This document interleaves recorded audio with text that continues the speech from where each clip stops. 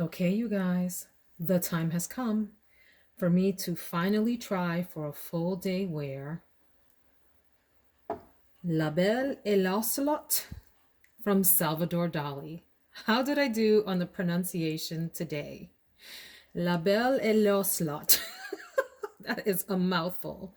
Good morning. I'm Veronica. Thanks for joining me for my fragrance of the day video. Oh, so this one here I purchased for two reasons. Well, three. The main reason is because I spend way too much time on FragranceNet and other discount fragrance sites, just poking around, seeing what's out there, following leads. You know, if you like this, you might want to try this, or you start typing in the beginning of a name and all these other things pop up, and you're like, "Ooh, what's that?" So it's like such a rabbit hole. So this is one that I found that way. Two, the price was irresistible. It was under $30. I think it was in the low 20s, if I'm not mistaken. It's been a minute since I bought it. And three, hello, look at this bottle with this crazy, nearly tacky, maybe it is just tacky, 3D relief of an ocelot with the gold Salvador Dali on the side, the frosted thing going on, and then the right there on the front and the back. So those three reasons are why this came into my collection. Okay, I'm lying. There's a fourth.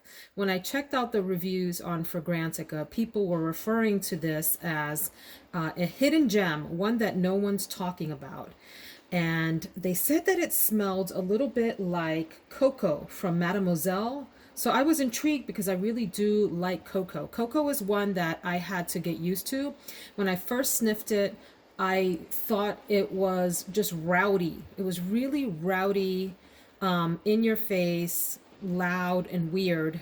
But as it settled down on my skin, I came to love it and ended up purchasing. I didn't get the EDT. I do want the EDT. I ended up purchasing a little eau de parfum here, which I like a lot. I think I want to get the EDT because I think I like that even more.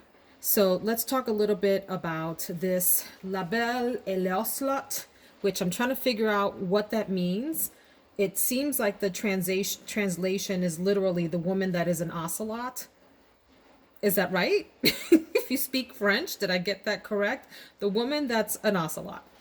Okay. And by the way, it's really, really rainy and cold here in Central Virginia today, which, it's the end of April. I'm wanting some warm weather. And I just bring that up to say that it is pouring and you might hear the raindrops on the skylights. So I apologize if there's a lot of background noise. I can't help it.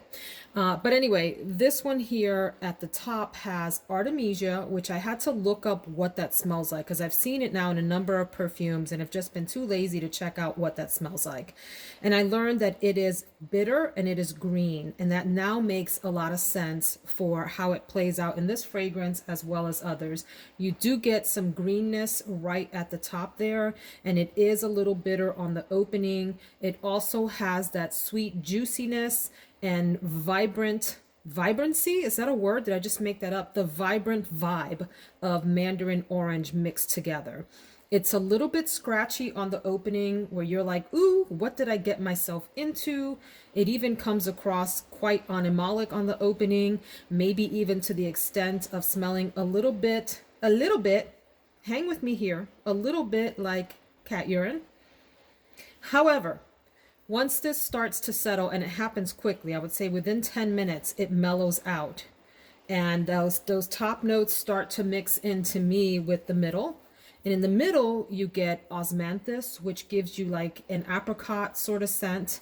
You get rose, some tonka bean. In the base, you have benzoin, you have patchouli, and you have incense. So on the thumbnail, I tried my best to kind of capture what this is like. It is a rather, I would say, reminiscent of the 80s powerhouse fragrances.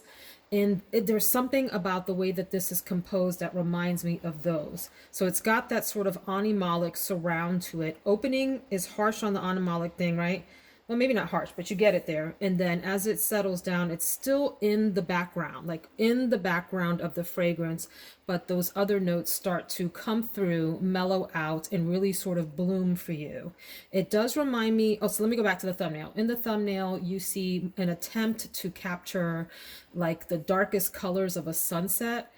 Sort of that orangey, you know, by the time it starts to get really dark orange, brownish color. Maybe I failed on that. I don't know. I had a hard time with this thumbnail. You see incense at the top. That's what that little smoky thing looks like at the top. And I attempted to capture osmanthus, the mandarin orange, rose, which is another middle note in here, and also jasmine. There's jasmine in here in the middle as well.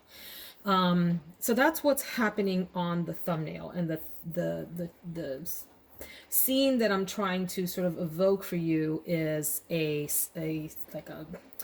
deep dark sunset kind of fragrance. So I have cocoa here, which yes, this does remind me slightly of cocoa, but it does also have some vibes from other perfumes, one of which is Shalimar. This is the Eau de Parfum version.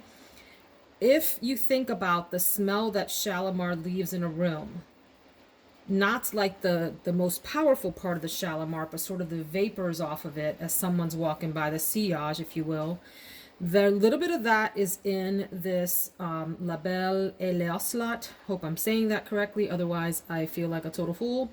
And I'm also getting a little bit of 24 Faubourg. I always mess up that name too, from Hermes in there. So I know that sounds like a hot mess, but I promise you that somehow it just works. So if you combine these three, if these three were like really good girlfriends, right? Friends that knew each other for a long time, they went out to brunch together, you know, had some mimosas and omelets and laughed the morning away. Whatever the smells were that came off of the three of these as they hung out and chattered over some champagne, mimosas, and whatever, that would be the fragrance that you get from this one. It's almost like a bit of a more youthful version of these other three combined. That's the best that I can do in terms of a description. And you guys, the bottle, hello. So I am liking it as it's mellowing out.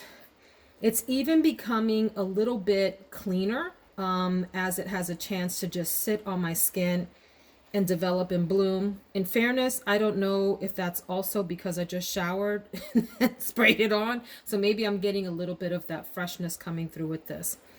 But it is interesting, and I'm glad that I got it. So yeah, this is like the more youthful, like the younger generation, if you will, of these kinds of powerhouse sort of fragrances here. Labelleetl'ocelot. Please correct me if my pronunciation is wrong. I have no ego in that and could use all the help I can get. If you enjoy this kind of content and you like coming with YouTubers on their fragrance journey as they learn about perfumery, please consider subscribing. And to all of you who are back to listen to me again, I love y'all. Have a fantastic day. Take care, everyone.